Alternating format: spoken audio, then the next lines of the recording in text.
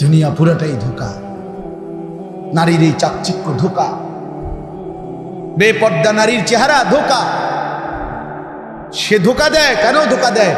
সে আসার আগে, বের হওয়ার আগে 1 ঘন্টা পাউডার লাগায় বিভিন্ন প্রসাধনী, আবার নিজেই ঘরে ফিরে সেগুলো পানি দিয়ে নিজের হাতে ধুয়ে ফেলে।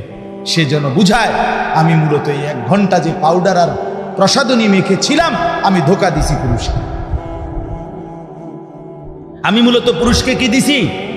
ধোঁকা দিছি। তাহলে তুমি এটি ধুয়ে লাও কা, তুমি ফেলে দিলা কেন? তার মানে সে বুঝায় এটাই, আমি মূলত ওই ছেলেদেরকে ধোঁকা দিছি। ওরা মনে করছে আমার রূপ সৌন্দর্য, আসলে না। চেহারা তো আরো ভিতরে, উপরে পাউডারে না। আল্লাহ আমাদেরকে বুঝ দান করেন। চলেন কথা শেষ করি আজকে। তাইলে একটা কথা শুধু এখন এখান থেকে শুধু অনুবাদ বললেই বুঝবেন। আল্লাহ বলছেন, অতএব দুনিয়া নিয়ে ব্যস্ত না হয়ে একজন মুমিন আমরা মুসলমান। কি বলেন ভাই?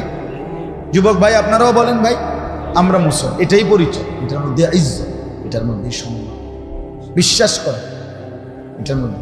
হযরত মাওলানা নজরুল ইসলাম কাসেমী সাহেব, এই যার কথাই মাত্র বললাম, উনি বলছেন, আমি ওনার বয়ানে শুনছি, উনি বলছেন আমি পৃথিবীর ইউরোপের সমস্ত দেশে সফর করছি। উনি দাওয়াত ও তাবলীগের সফরে কয় যে পৃথিবীর ইউরোপের, আমেরিকার প্রতিটা প্রদেশে প্রদেশে আমি সফর করছি।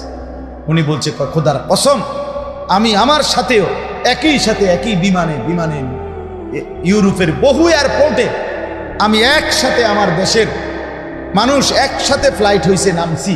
আমি পাঞ্জাবিওয়ালা, টুপিওয়ালা, দাড়িওয়ালা, এবং আমার সাথে শার্ট প্যান্ট স্যুট বুট পরা, ওদের মতো চেহারা, সুরত, লেবাস, পোশাক।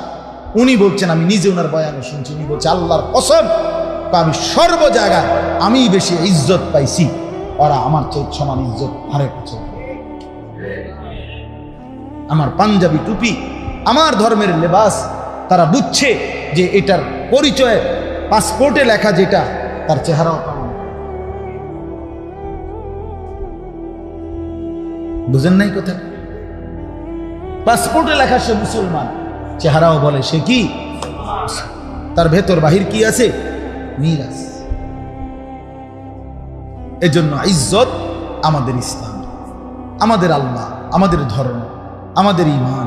অতএব আমাদের করণীয়, এখানে 3টা আয়াত আল্লাহ বলছেন এক মুমিনের পরিচয় কি। আল্লাহ বলছে 5টা। এক, এইটা শুনাই শুধু, তাইলে কথা শেষ। ইন্নামা, ও না, আরো রয়েছে টাইম। আবার আমরা একটা টাইম বাদ দিয়ে দিছি, টাইমের পরে 1 মিনিটও এদিকে যাওয়া যাবে না।